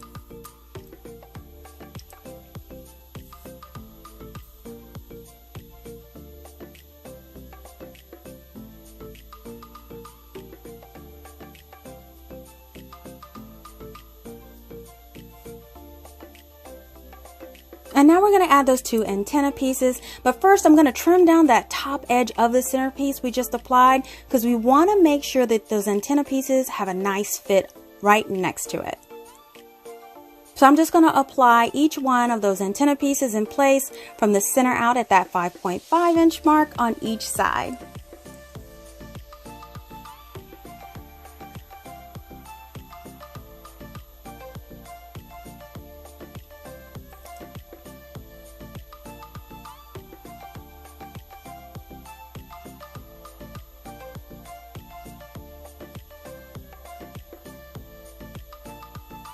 Now to hang this piece, I took some thick jute twine and I tied a double knot on each end and attached it to the frame with a heaping amount of hot glue on each end. Now I'm just going to remove all of the hot glue gun webs. I'm going to double check to make sure everything is secure, and now this piece is ready to display. So now you can hang up your creation. I am so in love with how this piece turned out.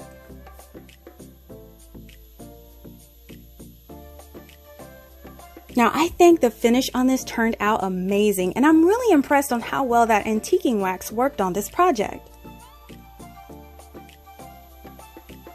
And of course, that tubing always looks great, and it's so much fun to work with. Now you would never know that these were marbles and foam board at first glance, and that wood look really comes through in this piece. Now I think this piece has lots of detail, and it's definitely worth all of the effort. Let me know in the comments if you think this Dollar Tree frame looks like the $80 inspiration piece.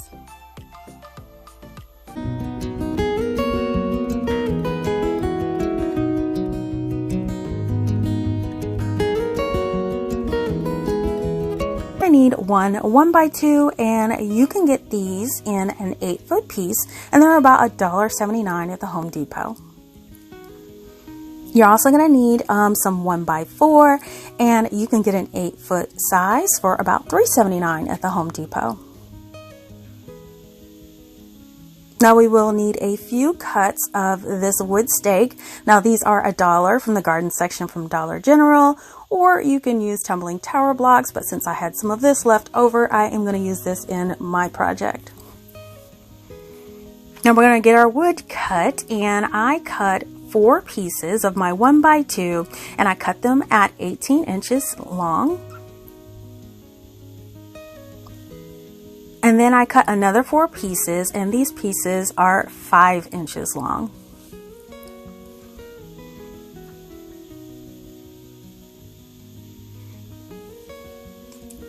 So I'm going to grab my grid mat and grab all of my wood pieces. Now I'm going to need 2 of the long pieces and 2 of the short pieces to form my frames. So I'm going to sandwich those 5-inch pieces in between the 2 18-inch pieces, and I am going to glue these together. Now you can use wood glue or you can use wood hot glue. It's up to you. Now I am following up with screws, so I'm just going to use my wood hot glue.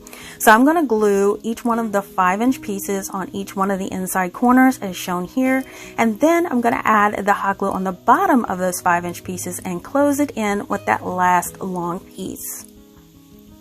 Now here is one of my frames all nice and completed.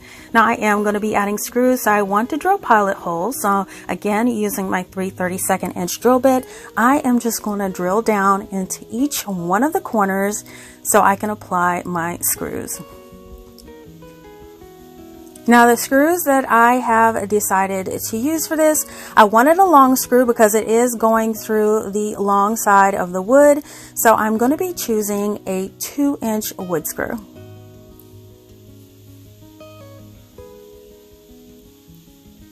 Now I'm just going to hand thread that in and insert one of those screws in each one of those corners where I made those pilot holes.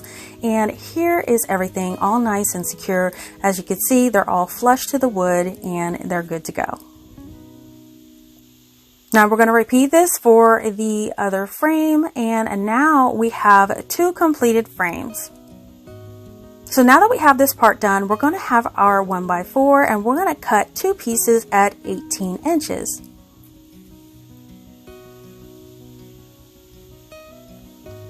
So what we're going to do is we're going to take our frame and we're going to grab that 18-inch piece and we are going to join it at the very bottom edge of that frame. Now I am going to be using my wood hot glue again. Again, this is a temporary hold. So I'm running a bead of wood hot glue and then placing that 18-inch 1x4 right at the bottom edge of the frame. And when it dries, you can see it's really strong, but we are going to back this up with support of screws as well. So in my screw box, I wanted a longer screw since we are supporting a shelf, so I'm choosing a 3-inch wood screw for this project. Now I am going to be drilling 3 holes, so you want to make sure when you drill through the back of the frame, you want to make sure you go through the actual shelf, and you should have a pretty good idea of the alignment if you have it glued perfectly in place. Now once you do drill your holes, you're just going to go ahead and insert all of your screws all the way in, making sure they go in absolutely straight so they don't poke out through either the top and bottom of the board on the other side. And now all 3 screws are in place and your shelf is nice and secure. And now you just repeat this process for your second shelf. Alright, so now we have 2 completed shelves all nice and built. So now you have an option of how you want to finish these, and you can of course stain or use Waverly Antique Wax. You can also paint, and you can use any chalk paint of your color choice, or you can paint with black acrylic. I originally wanted black acrylic, but as I worked through this, I decided to go with white chalk paint for my home decor.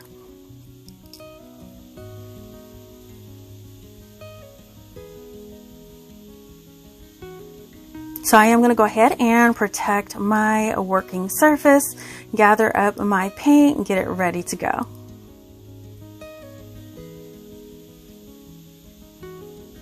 Now I'm going to just apply one nice thick coat of this chalk paint all over the front side and underneath my shelf. You just want to make sure you're getting all those cracks and crevices, and here is what the one coat will look like. Now we're just going to repeat this for our second shelf and let these both completely sit to dry. Now once it's nice and dry, here they both are. The paint turned out perfect. Now I did want to add a little bit of light distressing to my frame, so I didn't want too much, but what I'm going to do is I'm going to grab some of my black acrylic paint to do this. Now I love to use this method. I love using my craft stick method. What I do is I take a craft stick, apply a little bit of that paint, and I just drag that craft stick along the edge. I just think this gives it the perfect amount of distressing without overdoing it. And here is what one of the shelves looks like. And I'm going to repeat this on my second shelf. And here are both shelves all nice and dry. So I'm going to take one of the shelves and turn it over to the back side, and we're going to start marking it out for our design we're going to put on the back. So I'm taking my ruler. Now the inside opening of this shelf is 15 inches. So I'm marking a mark every 3 inches. So I'll have 5 even sections marked across the top, and you want to repeat this or down on the bottom as well. Now, in order to see these a little better, I'm going to go ahead and take my X-Acto, my Sharpie, and I'm going to mark those marks with my Sharpie so I'll know where all the marks are. Now to make my design, I'm going to be using this irrigation tubing. Now if you've been following me for a while, you know I love to use this tubing in my design. Now this is made by Orbit, but they also have some by Rainbird. But what I love to do is I love to use this as wrought iron. The texture of it looks like wrought iron, so I love to use this in my project. So what I'm going to do is unwind a bit, and I'm going to cut some pieces at 7.5 inches. Now once it's done, I'm going to cut 10 of these tube pieces for each one of my frames. So now that we have all our tube pieces cut, we can start adding them to the frame. Now if you don't want to work with tube, you can definitely use the garden fence or whatever you may prefer. Now I'm going to bend these just a little so they curve, and I'm going to match up those ends with the little marks on the back. Now I'm overlapping the ends about 1/2 inch on each side, but I wanted them to curve to form a pattern. So I'm going to be overlapping them as shown here so they create a little pattern or design. And I'm securing these in place with the hot glue. Now we're just going to repeat this pattern all the way down the back of this display shelf, and you will see it all come together really easily. So now here I am applying that last piece in place, just making sure it's nice and overlapped, and now you've created a really beautiful design. Now to add a little bit more security, I am just going to go in and I'm going to staple the ends of that tubing all the way down the back side. Now here is what it looks like on the front, and I think it looks gorgeous. So as you can see, this sign protrudes a little off the back, so hanging can be tricky. So what I like to do to resolve this is I took some more of that garden stake, or you can use a couple of tumbling tower blocks stacked, and I'm going to add these to the back at the top and the bottom. Now what this does is bump it out from the wall just a little bit, so the back of your pattern on here doesn't touch your wall and your shelf will sit nice and straight. So I'm just going to apply these bumpers in place with a little bit of that wood hot glue, and I'm going to apply one in each one of the corners on the back.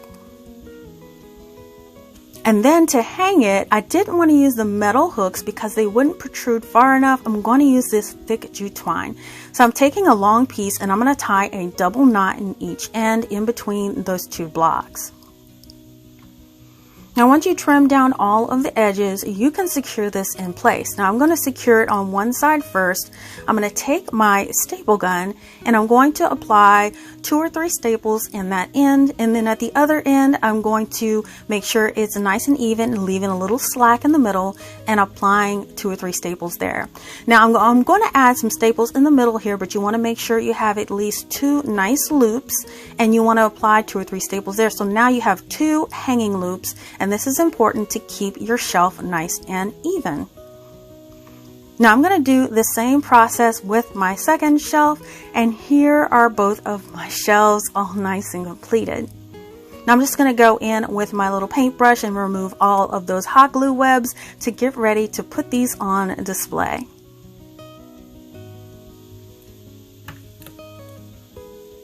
And now it's time to hang these up and enjoy them. Now I really think these turned out great. Now I absolutely love working with the tubing, and it really does look like wrought iron. And the subtle little distressing on the shelf is perfect, and it really gives the wood more character.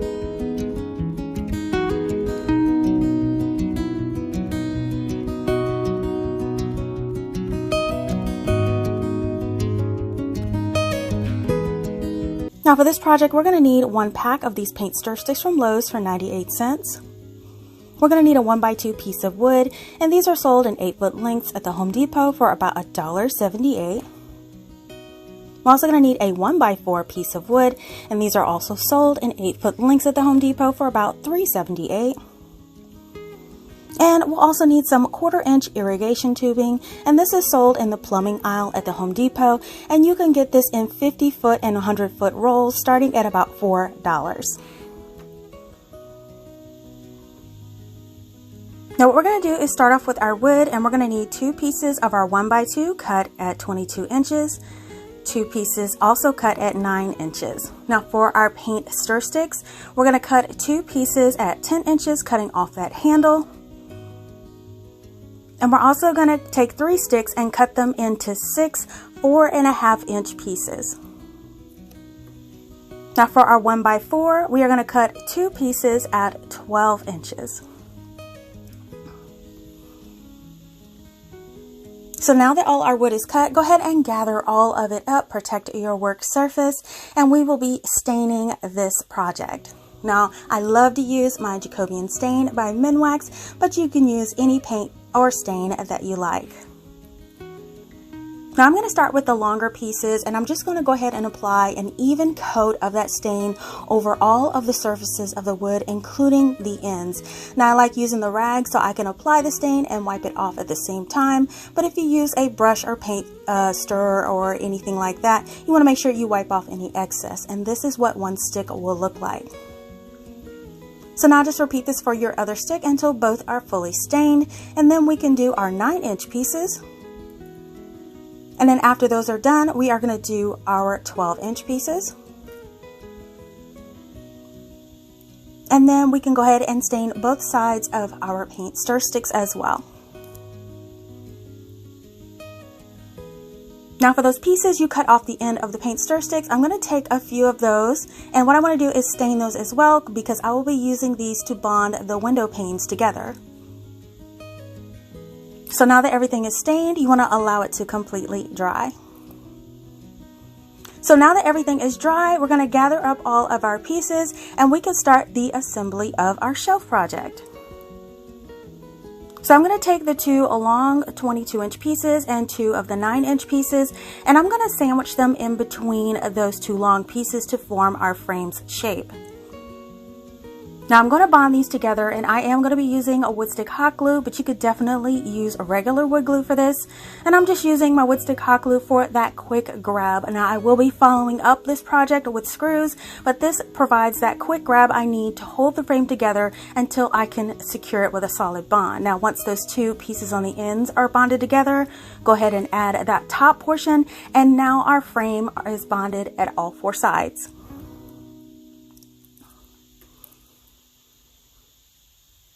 Okay, so now we're going to go ahead and grab our screws to complete this together. What we're going to do is grab some number 8 2-inch screws for this project. Now before we screw everything in, we do want to drill pilot holes, and I'm using a 7/64 inch drill bit, and I'm going to drill a hole in each corner. Now if you do have a Kreg pocket hole tool or brad nailer, please feel free to use those tools as well to bond these together. And then once all of our pilot holes are drilled, we can go ahead and add our screws into each one of those corners. And now our frame has all the screws in it, and you could touch these up with paint at the end, but our frame is now nice and solid. So we want to go ahead and set that to the side, and we want to grab all of our paint stick pieces to start working on our window paint. So I'm going to take those 2 10-inch pieces and bond the flat sides together. You do want to make sure while you're bonding these together that the number side of your paint stir stick is facing you, which will be the back. So I did have a craft stick I had sitting to the side that was already pre-stained. You can go ahead and stain this in the beginning if you want to, but I'm using that craft stick to bond the center together to make one long stick for the center. Now once that center is joined, we are going to tape it down to the grid mat because we want to make sure it stays absolutely straight during the section where we put our panes into place. And now we're going to take our 4.5-inch pieces, and we first want to place 2 pieces on each side of that center, and then we're going to space these apart 4 inches, making sure the edge of that paint stir stick overlaps the center by only about 1/4 inch. Now we could have left our paint sticks whole to do this, but the handle would be showing in the project, and this was the best way I could figure to do this with paint stir sticks without that happening. So now that those are all designated in their positions, we are going to secure them together with a little bit of my wood stick hot glue as shown here, just making sure that we do overlap at about 1/4 inch along the center. Now once we do that first side, we're going to repeat this on the other side as well. Okay, so now that everything is nice and bonded together, we are going to take those patch pieces that we stained, and this is what we're going to use to bond the center of these sticks together so there's not a gap. And this does provide a little bit of extra security as well. So we're going to add one in the center over that gap to make sure they're secure. And as you can see here, our window pane piece is nice and solid. So now we're going to take our frame, we're going to place it face down, and we're going to place our window pane sections right on top of the back. And as you can see, each side overlaps the edge, so it's the perfect cut size. Just add a little bit of hot glue or wood glue along the edges, and then we're going to place that window pane right in the center, just making sure each side is overlapped equally, and that way you'll make sure all your panes are nice and even. Now, once that initial bond is done, go ahead and flip it over, take a look. It is nice and centered and everything looks good. So we are good to go here. Now for added security, I love to take my staple gun and I'll go around and staple the edge of each one of those paint stir sticks that overlaps the frame into place. And this just makes sure that this piece is not shifting out of place nowhere. Okay, sit to the side and we are going to grab our irrigation tubing. So now I'm just going to take a piece and I'm going to measure out a piece about 8 inches. Now we're going to go ahead and cut that 8-inch piece off. This looks like the piece we'll be working with mainly. So what I want to do is I want to cut a bunch of them, and I'll end up cutting 14 of these 8-inch pieces for this project. Now we will also need some for the corners, and so we'll need 4 4-inch pieces for the project.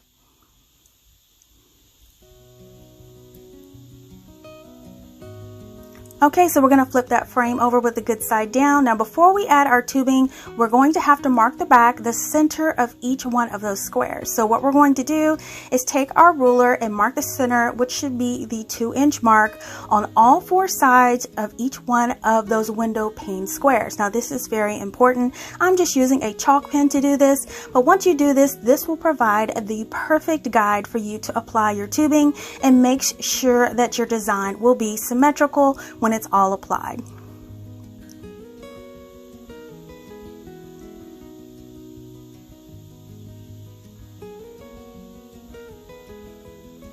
Okay, now that our marks are made, you can go ahead and grab any clips or clamps that you may need to hold it in place, but I like to give those tubes just a little bend because these are really flexible. And the first tube, as you can see, is going to be bonded at those 2 marks at the bottom of the frame. So what I'm going to do is add a line of that hot glue right underneath that line in the middle and on the inside of each one of those lines on the sides. And then I'm going to arch that tube all the way around, just making sure it's in alignment with those marks, and just kind of hold it in place for about 5 seconds or so until that it's nice and bonded. And then we're going to take a second 8-inch tube. We're going to do the same thing right next to it, just keeping in mind that that window pane is going to be the center of that arch, and that'll maintain the alignment throughout. Now what we're going to do is complete 3 of these arches on each side as shown here. There's going to be 3 along the top, and there's going to be 3 along the bottom. So now we're going to take an additional 8-inch piece and we're going to make an arch in the center as shown here. So we're going to go ahead and add that glue along those marks the same way, and then we're going to add that tubing along that arch as well. Now what I did notice is as I was bonding this together on the center arches, it ended up being just a little bit too long. So what I'm going to do is I'm going to clip off about 1/2 inch off the tubes for the center, because we want a blank side on the other side of that tube so we can match an adjoining tube on the other side. So keeping this in mind, I am going to trim down that 8-inch tube about 1/2 inch off each side, just making sure we keep uniformity here, and then adding some hot glue on each end and then bonding that into place, and it kind of forms a circle in the middle. Now this is what it looks like, and we want to repeat this on both sides of the center circle.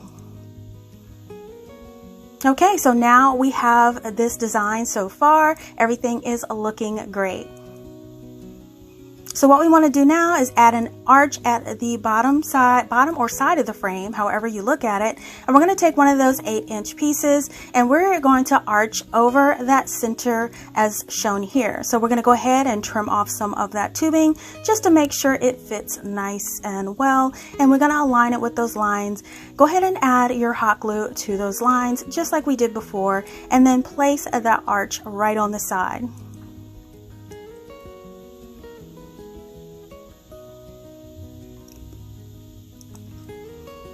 Now we're just going to press and hold this into place until it's bonded, and then once it is bonded, we have that one arch on the side. And once that's done, just flip your frame around, and what we're going to do is do that again on the other side, adding another arch on that side for uniformity.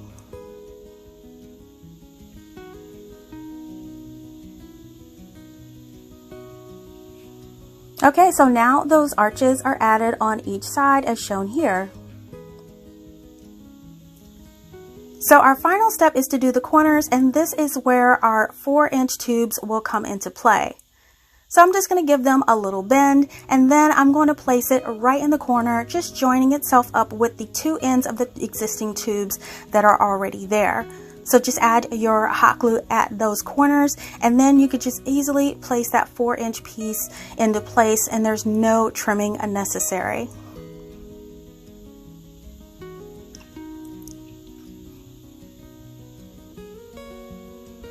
And once that first one is done, just repeat that for the remaining 3 corners.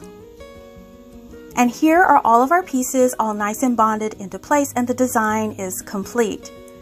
So once it is complete, just go ahead and add an additional bit of hot glue at all the seams. This is just for added security. I love to make my project super sturdy. And then after that, I like to follow up with a staple gun, just making sure that those tubes are nice and secure to the frame, and you'll know they are not budging and going anywhere.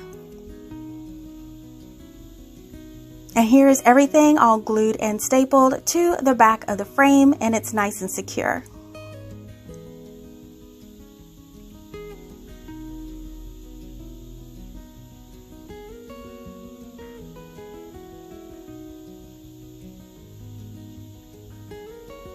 Now when you flip it over, everything looks flawless and seamless.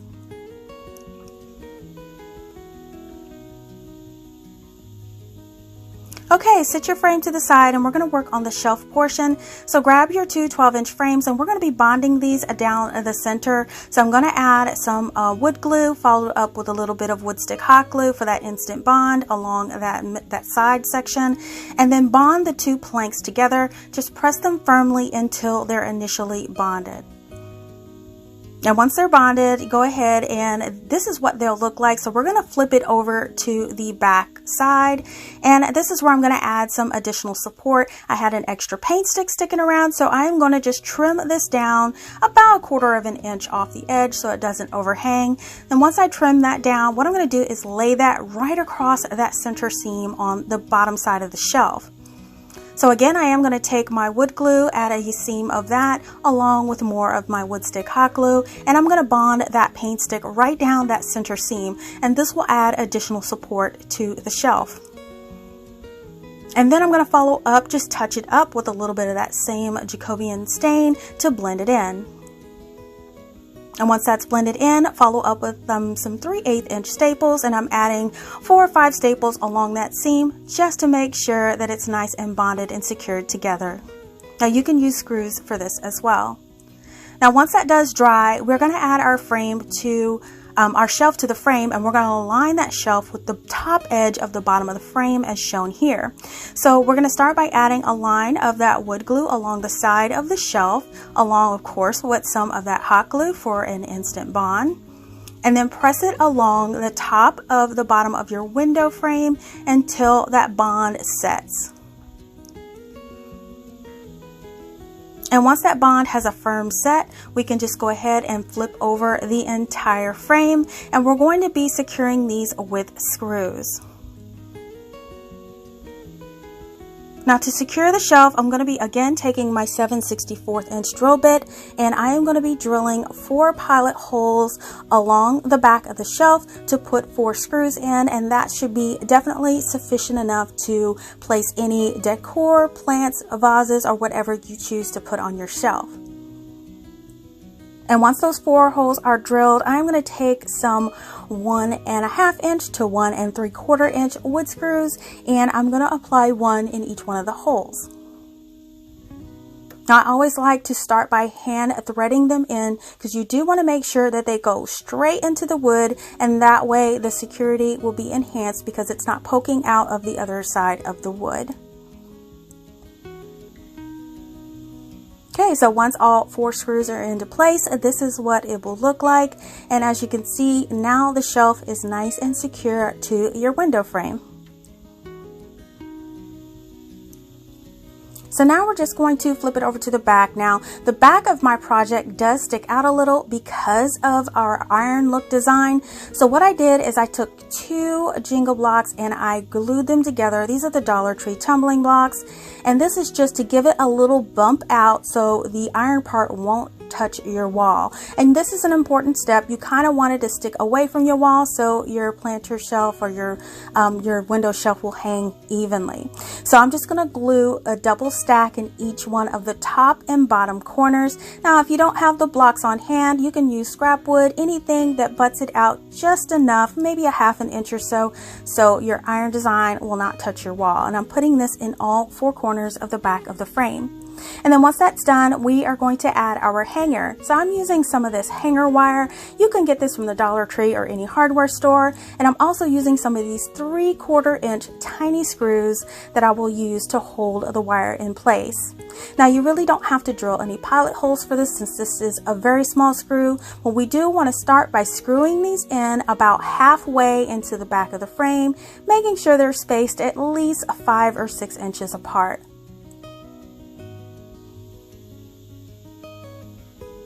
Now once you screw each one of those screws halfway in place, you'll notice that they do stick out a little bit, and that is perfect for this step.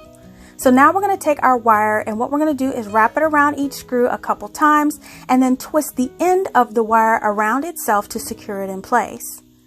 Now once you do that for the first screw, you're going to make sure you have enough slack in your wire, and then you're going to wrap that around a few times as well and twist the ends together.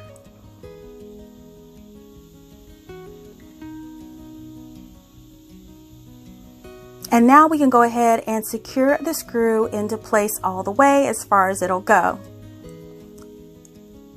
And now your piece has a hang wire and it is ready to hang.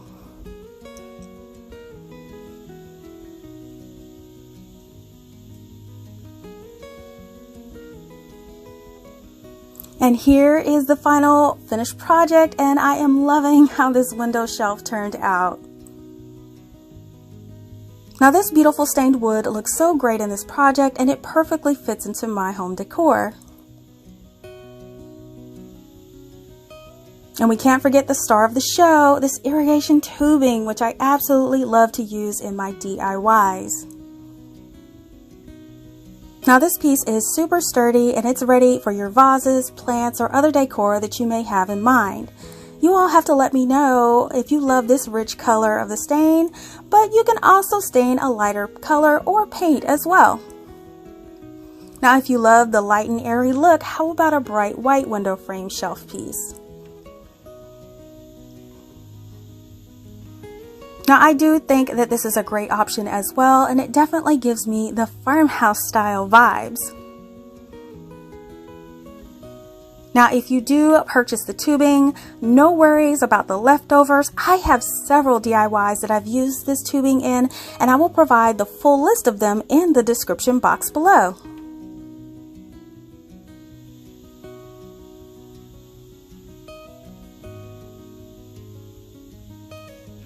Now you all have to let me know in the comments, which style would you use in your home?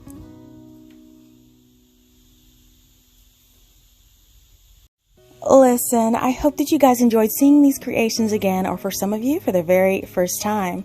Now I hope you all are inspired to create your own faux iron or creations using the irrigation tubing presented in this video. Now if you love DIYs on a budget, please give this video a thumbs up and share this video with your friends. Make sure that you're following She's So Crafty EE on Facebook, Instagram, TikTok, and Pinterest for the latest news, sneak peeks, and giveaways. Now don't forget to subscribe so you don't miss a video, and hit that bell to be notified when we go live. Thank you so much for watching, and I'll see you all next time.